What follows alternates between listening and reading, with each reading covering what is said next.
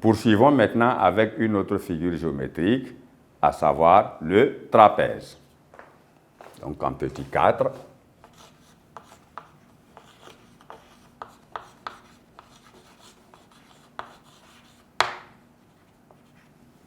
voilà, le trapèze. Alors, dans la définition du trapèze, c'est un quadrilatère, donc c'est une figure qui a 4 côtés égaux, pardon, 4 côtés du moins, mais nous remarquons simplement que dans sa définition, le trapèze est une figure qui a 2 côtés parallèles.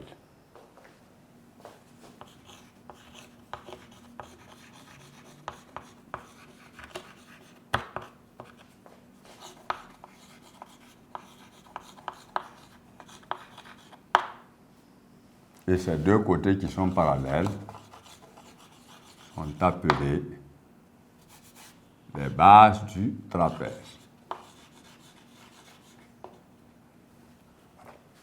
Les bases du trapèze. Donc, nous pouvons le dessiner simplement en parlant donc de parallélisme, comme nous l'avons vu tantôt. Voilà.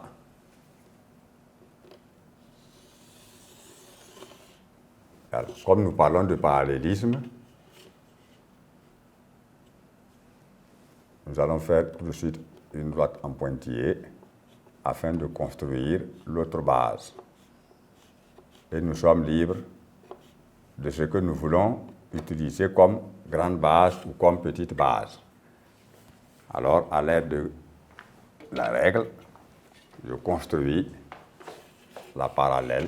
Bon, le tableau risque de pousser un peu la chose, mais enfin, je suppose que c'est comme ça, pour ne pas casser mon matériel. Alors, dans cette construction, je fais une parallèle.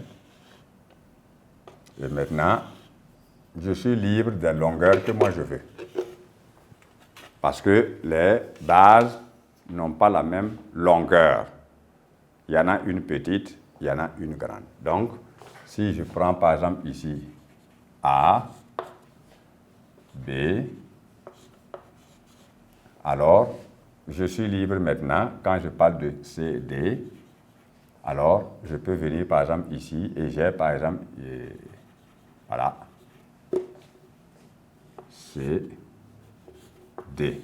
Ça c'est le type de trapèze que moi je veux lire sur ma figure. Celui qui veut, il peut placer les points C et D autrement, mais sur la deuxième droite, qui est l'une des bases du trapèze. Maintenant, je relie simplement ces points afin d'obtenir mon quadrilatère que je veux.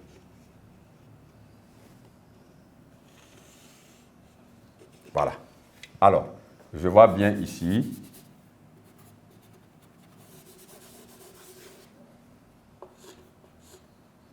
que ces 2 côtés-là sont parallèles et c'est elles qu'on appelle les bases. Maintenant, dans le même temps, nous allons définir, parce que les bases d'un parallélogramme et d'un trapèze n'ont pas les mêmes longueurs.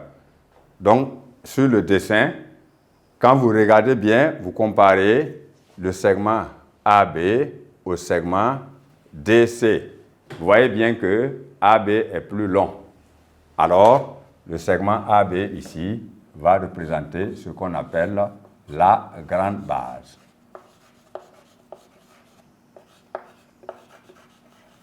Qu'on va noter B majuscule.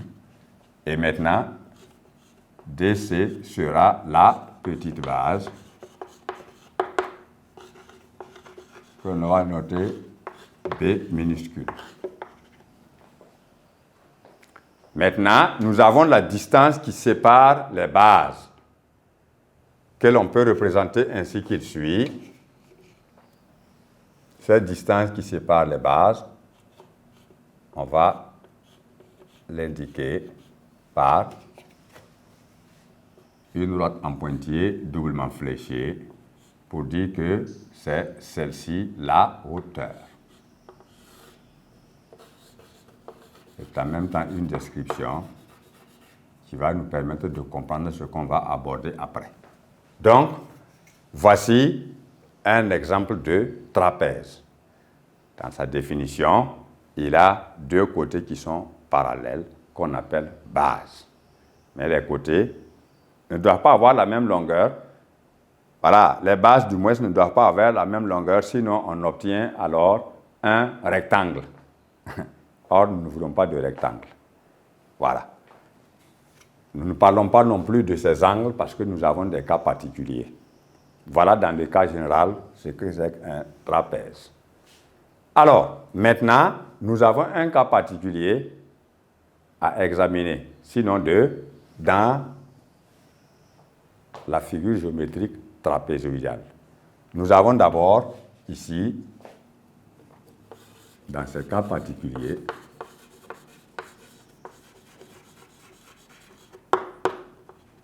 dans cette figure, nous allons voir d'abord ici le trapèze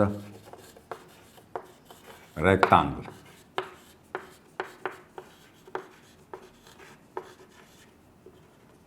Voilà. Lorsque nous parlons d'un trapèze rectangle, la définition est claire, c'est un trapèze qui a un côté perpendiculaire aux bases. Donc, si vous voulez parler d'un trapèze rectangle,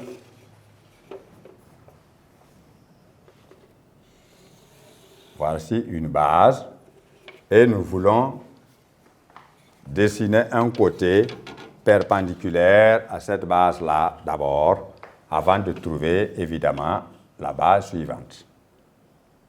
Donc, nous avons ceci. Voilà. Et maintenant, à partir donc de ce côté, nous allons chercher l'autre base, puisque nous voulons quelque chose de parallèle. Alors, A, B. Nous avons déjà la première base qui est perpendiculaire à un côté non parallèle aux bases. Alors, je vais dessiner maintenant l'autre côté, sachant que la deuxième base que je vais dessiner aussi doit être perpendiculaire à la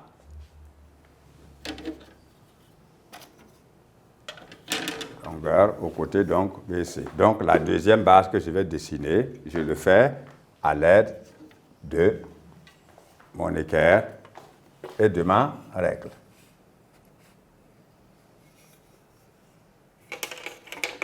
Puisque j'ai un côté qui est perpendiculaire, donc je dessine une base qui, elle, sera perpendiculaire aussi. Alors, je peux dessiner un trapèze comme ça, ainsi qu'il suit. Je monte beaucoup plus. Alors, voici une base, en voici une autre, puisque les bases sont toujours forcément parallèles. Donc, je choisis là où je veux pour construire le point D, afin d'obtenir le deuxième côté non parallèle aux bases.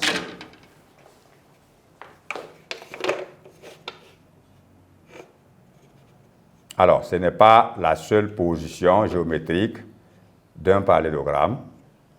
On peut en avoir autant qu'on veut. Voilà, donc selon les indications, on va avoir un trapèze qui est de forme renversée par rapport à ce que nous voyons ici. Donc, ce n'est pas toujours dans cette position-là qu'on peut voir un trapèze. On peut le voir dans n'importe quelle position. Voilà. L'essentiel, c'est d'observer effectivement qu'il y a deux côtés parallèles et les deux autres sont des côtés non parallèles aux bases. Toujours. Voilà. Donc, voici ici l'exemple d'un trapèze rectangle. Rectangle, pourquoi? Parce qu'il a un côté qui est perpendiculaire aux deux bases. Dans ce cas-là, ce trapèze ABCD est dit trapèze rectangle. Et nous notons bien sûr que ici, BC, par exemple, dans notre cas, est perpendiculaire à AB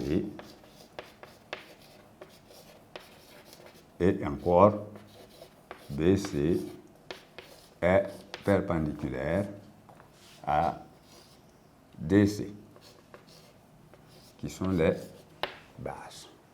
Parce que ici, AB et DC sont les bases du trapèze qui sont toujours parallèles. Voilà. Alors, après le trapèze rectangle, nous allons voir maintenant le trapèze isocèle.